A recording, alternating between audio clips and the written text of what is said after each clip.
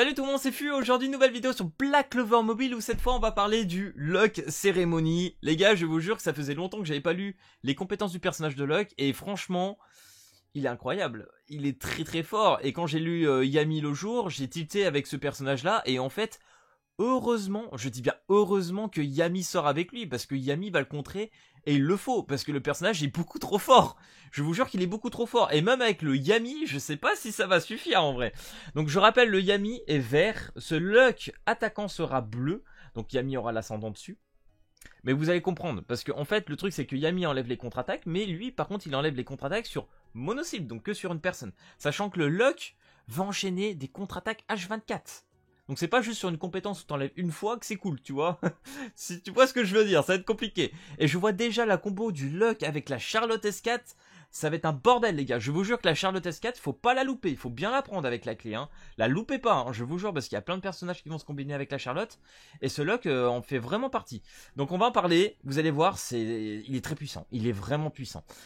Première compétence, danse de la foudre, inflige des dégâts à un ennemi avec un coup imprégné de magie de foudre. Voilà, un grand classique bien évidemment vu le perso. Donc mono-cible, inflige électrocution à un ennemi, infligeant des dégâts continus pendant X tours. Donc électrocution c'est cumulable, il me semble jusqu'à 3 fois. J'ai été voir sur le site de Priden, ils disent que c'est 5% d'attaque physique, 5% de magique attaque que l'ennemi subira à partir de son tour. J'étais sur le jeu de tout à l'heure, a priori on est plutôt sur 20%. Donc si c'est cumulable 3 fois, t'as peur. Vraiment t'as peur. Donc à voir. À voir de ce côté-là, mais franchement ça a l'air assez puissant, hein. Attaque après avoir supprimé barrière, donc le petit perso se donne le petit luxe d'enlever la barrière. Donc Noël actuellement on doit avoir les gouttes de sueur parce que ça va commencer à faire flipper un peu quand même. Compétence 2, écrasement au sol. Donc là on a une attaque, bon je lis pas tout le truc, hein, en AOE, donc elle attaquera sur tous les ennemis. Accorde augmentation de la durée de la contre-attaque, de X tours à tous les alliés. C'est incroyable. Et qui plus est, bah si tes alliés n'ont pas contre-attaque, hein, bah il va le donner, hein. Accorde à tous les alliés contre-attaque. C'est même pas il y a un pourcentage de chance. Non, non, le personnage va donner contre-attaque à tout le monde. Donc contre-attaque, c'est pas comme la bénédiction aqueuse de Noël, donc il y a juste un personnage qui compte. Non, non, si tu mets contre-attaque, tu mets une AOE, tout le monde va te taper sur la gueule. Donc ça, c'est... ça fait peur. Ça fait mal. Ça va... Non, franchement les gars, je vous jure, le Luck, il fait peur, hein. Il va taper fort quand même, hein. Je voulais full all-in sur Yami, mais là, étonnamment... Puis j'ai lu Meleona aussi derrière. Oh, les 3 personnages qui arrivent, les gars, je vous jure... ça va changer, hein. La méta va bouger, hein. C'est obligatoire. Les personnages sont vraiment forts, hein. Donc voilà, première compétence très intéressante. Donc si t'as pas la contre-attaque ou si t'as mis la contre-attaque avec Charlotte S4. Donc Charlotte S4, je rappelle, c'est 60% de chance de mettre la contre-attaque. Mais si tu mets la compétence au niveau 5, c'est 100%. Voilà, je vous laisse faire les comptes, ça va être très rapide. Donc, compétence spéciale du personnage, glissade électrique. Utilise un élan gagné en glissant pour asséner un coup puissant à un coup d'ennemi. Vous l'avez vu avec l'aspect, hein, d'ailleurs, la petite animation, la vidéo et tout, elle est incroyable. Infligeant des dégâts, donc du coup, c'est une mono-cible qui va infliger également électrocution à un ennemi. Infligeant des dégâts continus pendant X tours, voilà. Lors de l'attaque, inflige X% d'attaque physique et magique attaque comme dégâts supplémentaires en fonction du nombre de contre-attaques présents sur tous les alliés. Donc j'imagine que si tous tes alliés à la contre-attaque, le personnage va taper très très fort. Il y a peut-être moyen que ça soit un système de nuke, je sais pas trop, ça va être débile. Le personnage il augmente encore ses dégâts, c'est pas comme si c'était déjà assez pété, non, non. Non, ça va être rigolo, ça va être très rigolo, hein. Donc passif du personnage, que je rappelle que tu débloques à partir du LR. Si contre-attaque est présent sur soi, attaque après avoir accordé X% d'augmentation de dégâts infligés. Donc voilà, le mec, en gros, il va s'augmenter les dégâts. En fait, à chaque fois, il faut qu'il ait H24 ce buff de contre-attaque. S'il a le contre-attaque H24, il va taper comme un fort. C'est un truc de fou. C'est un truc de fou. Donc c'est pour ça que si les gars, si vous jouez Yami, faites en sorte qu'il ait jamais son contre-attaque. Bloquer ses contre-attaques, c'est la seule solution de s'en sortir contre ce Luck, vraiment. Passif de réveil, donc là si vous l'avez 2 étoiles, je pense qu'il n'y a pas besoin d'aller jusqu'aux 5 étoiles en vrai. Je pense que le 2 étoiles sera déjà suffisant. À chaque tour, si contre-attaque est présent sur soi, accorde une amélioration de X% de réduction de dégâts subis. Donc le mec, voilà, il prendra moins cher. Pendant X tours, ne s'accumule pas, heureusement.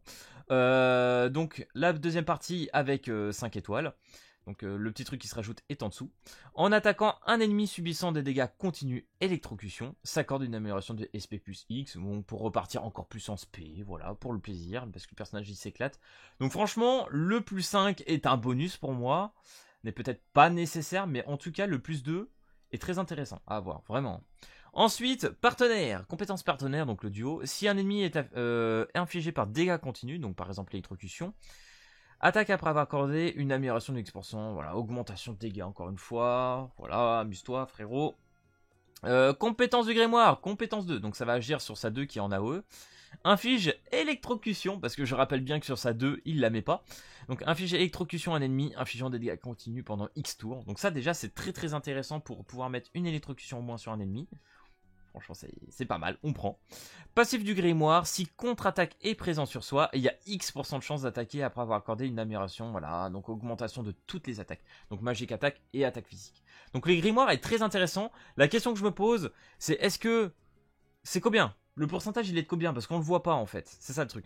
Donc si la contre-attaque, il va avoir une augmentation de dégâts de X%, mais le X pourcentage de s'activer, on sait pas trop. Donc à voir, pour l'instant, je ne saurais dire, comparé au Yami, si le grimoire est indispensable ou non. À l'heure actuelle, j'ai un doute. Je pense pas vraiment le personnage, il est déjà assez pété comme ça. À voir sur long terme, je pense qu'à la sortie, le personnage va être vraiment très très fort. Il y a Yami qui va le contrer, c'est sûr. Mais est-ce qu'on verra beaucoup de Yami? Je ne sais pas. Mais en tout cas, ce Locke sur papier, je vous jure qu'il fait envie. Il fait envie. Personnellement, je reste toujours très envieux de vouloir jouer mon Yami. Mais là, je vois tellement le personnage jouer. Mais je vous jure, là, je vais aller vite fait sur ça. Hop, on va aller sur le site. Donc, comme je vous le disais, hein, l'électrocution. Hop.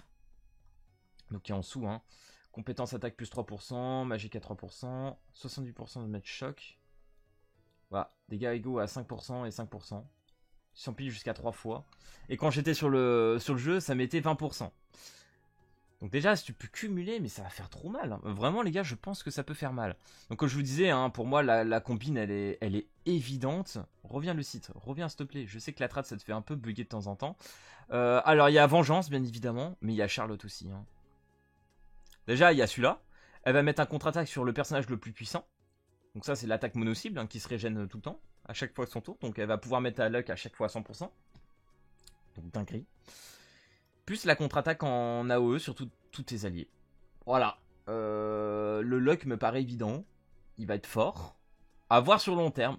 En fait, je saurais dire c'est les prochains persos qui vont arriver pour mettre Luck un peu au fond. Parce que déjà, je pense que le Yami va bien l'emmerder. Mais à voir en jeu. En fait, à voir une game. Mais sur papier, ça a l'air drôle. Vraiment, ça a l'air très très drôle. Moi, j'ai hâte de voir ça. Donc voilà les gars, j'espère que cette vidéo analyse du petit Locke SSR Ceremony t'aura plu. Si c'est le cas, n'hésite pas comme d'habitude à lâcher le petit pouce bleu et à t'abonner. Et puis moi, je te dis à plus à la prochaine vidéo. Allez, peace tout le monde!